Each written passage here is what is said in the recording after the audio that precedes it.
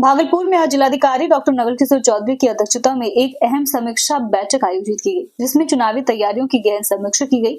बैठक की अध्यक्षता खुद जिलाधिकारी सह जिला निर्वाचन पदाधिकारी डॉक्टर नवल किशोर चौधरी ने की। इस बैठक में मुख्य रूप से मतदान केंद्रों की व्यवस्था, केंद्रीय अर्धसैनिक बलों के ठहराव की योजना और मतदाताओं की संख्या के अनुसार केंद्रों के पुनर्संयोजन जैसे अहम मुद्दों पर चर्चा की गई। डॉक्टर चौधरी ने अधिकारियों को स्पष्ट निर्देश दिया कि जिन मतदान केंद्रों पर मतदाता अधिक हैं, उनके पास के केंद्रों पर ट्रांसफर कर व्यवस्था बनाई जाए ताकि भीड़ प्रबंधन में सहूलियत हो।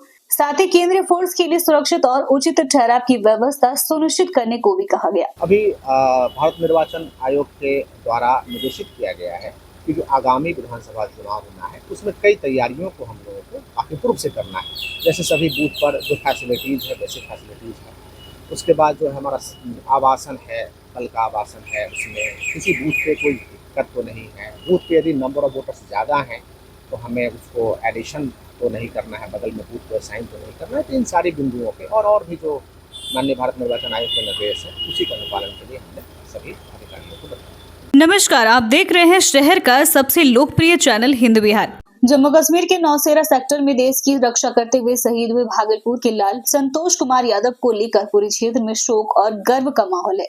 उनकी शहादत को सम्मानित करते हुए बिहार सरकार ने उनके परिजनों को 21 लाख रुपए की आर्थिक सहायता प्रदान की है। इस संबंध में भागलपुर के जिलाधिकारी डॉक्टर नवल किशोर चौधरी ने जानकारी देते हुए बताया कि शहीद के परिवार को सरकार की ओर से सहायता राशि का चेक सौंपा गया है।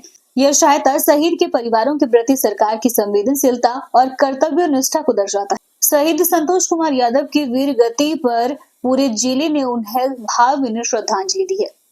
शहीद संतोष यादव जी के आश्रित परिवार को सरकार के द्वारा 21 लाख रुपये राशि का अभी सैंक्शन भेजा गया है, जिसमें हम लोग उनको 21 लाख रुपये का चेक देंगे और बाद में भी यदि कोई सहायता राशि मिलती है तो फिर हम आगे बढ़ेंगे।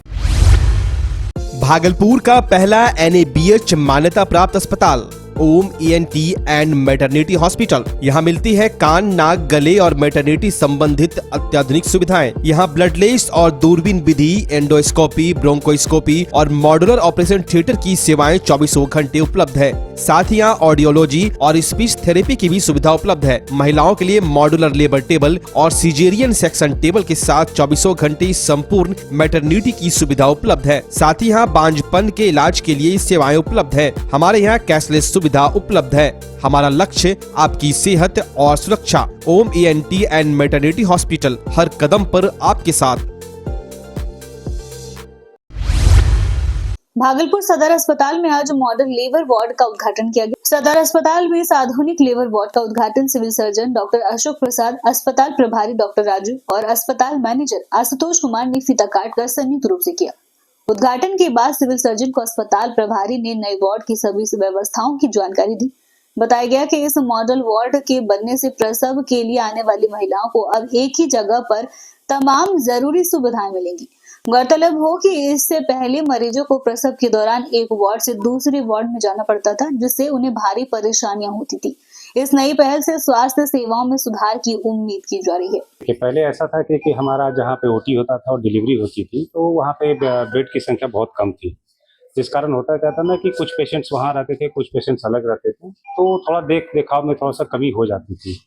अभी जो हमने यहाँ उद्घाटन किया है तो इस जगह पे हमारे बेड की संख्या काफ़ी पर्याप्त मात्रा में है और OT और लेबर रूम एक जगह हो जाने के कारण और वार्ड की भी सिस्टर सब एक जगह रहेगी, तो जो मरीज को पहले दिक्कत होती थी कि वहाँ से यहाँ शिफ्ट कर रहे हैं, यहाँ से वहाँ शिफ्ट कर रहे हैं, तो वो समस्या दूर हो जाएगी और सभी एक ही छत के नीचे सारी सुविधाएं होंगी। भागलपुर के लौदीपुर थाना क्षेत्र के विशनपुर जिच्छो से एक खबर सामने आई है, जहां विष्णु यादव की 22 वर्षीय बेटी रमा कुमारी को दहेज लोभियों ने लाठी डंडे से मार कर मौत की घाट उतार दिया। ससुराल वालों ने लाठी डंडे से इतना पीटा कि वह घर के आंगन में ही दम तोड़ दी। रामा कुमारी की शादी प्रकाश यादव के पुत्र जय हिंद यादव से 2023 में हुई थी। जब शादी हुई थी तब राम के पिता और भाई ने 2 लाख रुपए दहेज भी दिए थे, लेकिन इतने पैसे से शायद जय हिंद यादव के पूरे परिवार का पेट नहीं भरा। रामा ने इसके बाद एक पुत्री को जन्म दिया। रामा के भाई कंचन कुमार ने बताया कि मेरे मोबाइल पर फोन आया और मेरी बहन फोन पर बोल रही थी, मुझे सभी मिलकर लाठी डंडे से पीट रहे हैं। अब मैं नहीं बचूंगी। और थोड़ी देर बाद उनके घर से कॉल आता है कि रामा की तबीयत काफी ज्यादा बिगड़ गई है। जब हम लोग रामा के घर पहुंचे तो मेरी बहन जमीन पर गिरी हुई थी। उसकी मौत तभी ही हो चुकी थी। रामा के ससुराल वाले सभी फरार थे। जब रामा को मायागंज अस्पताल लाया गया तो डॉक्टर ने उसे मृत घोषित कर दिया। मैं चाहता हूं मेरी बहन के ससुराल वालों को फांसी दी जाए, तभी हम लोगों के दिल में ठंडक पहुंचेगी। साथ ही भाई कंचन कुमार ने यह भी बताया कि 6 महीने की मेरी भांजी है, अब मैं उसे भी अपने पास नहीं रखूंगा। जब मेरी बहन ही नहीं बची तो उसे रखकर मैं क्या करूंगा। वहीं पुलिस ने शव को अपने कब्जे में ले लिया है और पोस्टमार्टम के लिए भेज दिया है। ये मतलब एक दिन मतलब ये पहले जब डिस्ट्रिक्ट नियम अनुसार से मेरी बहन का वो बिशनपुर जीछो में शादी हुआ था, तो उसके बाद शादी होने के बाद 2022 में शादी हुआ था। 2022 में हुआ या 2023? 2022 में हुआ था, हाँ नहीं 2023 में। 2023। उसके बाद शादी होने के बाद वो ससुराल में बसने लगा। बसते बसते उसके बाद उसका परिवार, उसका चारों भाई, सास ससुर, उसका सब ताना मारने लगा। उसका गोतनी भी ताना मारने लगा। उसके बाद को लेकर के ताना मारता खाली मतलब बोल रहा है कि 5 लाख दीजिए पैसा, एक मोटरसाइकिल।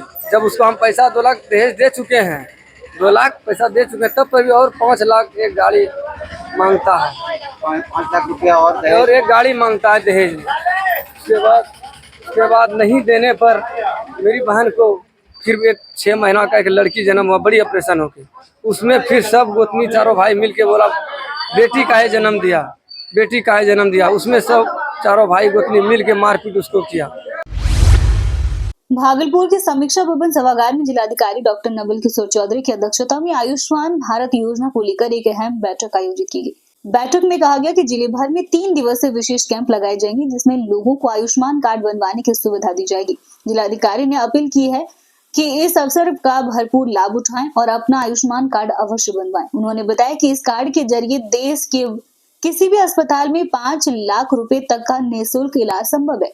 पदाधिकारियों ने कहा, अगर आप भागलपुर जिले में हैं और अभी तक अपना आयुष्मान कार्ड नहीं बना है तो 27 से 29 मई के बीच इन कैंपों में जरूर पहुंचिए। अभी जो आयुष्मान कार्ड है इसको हम लोग कैंप मोड में आम लोगों की सुविधा के लिए बनवाने का निर्णय लिया है और उसी की शुरुआत के लिए हम लोगों ने अभी प्रखंड स्तर के समस्त अधिकारीगणों से वहाँ समस्त जनप्रतिनिधिगण, खास करके प्रमुख जी हैं, मुखिया जी हैं, बैठक बनाया है और इसमें निर्देश दिया गया है कि हम लोग 26, 27 और 28 तारीख को मास मोड में कैंप लगाएंगे और एक पंचायत में हमारा जो कैंप होगा 6 से 7 जगहों पे होगा। उसमें आम जनों से ये अनुरोध है कि किनका नाम आयुष्मान कार्ड में है, जिनका नाम भी आयुष्मान कार्ड में है, वे सभी लोग आएँ वहाँ पे और अपने हाथ को अच्छे से साफ करके आएँ, क्योंकि थंब प्रिंट लेता है और थंब प्रिंट के बाद उनका जो ID जनरेट होगा और हम उनको आयुष्मान कार्ड का रजिस्ट्रेशन हो जाएगा। आयुष्मान कार्ड के लिए उनको नंबर भी मिल जाएगा ताकि कभी बाद में उनको असुविधा नहीं होगी। और इसका सबसे बड़ा लाभ है कि ये हेल्थ इंश्योरेंस की तरह है। जैसे आप और हम हेल्थ इंश्योरेंस कराते हैं तो हमें पैसा पे करना पड़ता है प्राइवेट कंपनी को 40,000, 50,000, 60,000 और भी ज़्यादा। और ये सरकार ने जो इंश्योरेंस दिया है ये मुफ्त का इंश्योरेंस है, आपको कोई पैसा पे नहीं करना है और आप प्रति व्यक्ति इलाज के लिए देश के किसी भी कोने में जाकर आप 5 लाख रुपए तक का इलाज मुफ्त में करा सकते हैं। चैनल को YouTube पर सब्सक्राइब करें एवं Facebook, Instagram, Twitter पर भी फॉलो करें। धन्यवाद।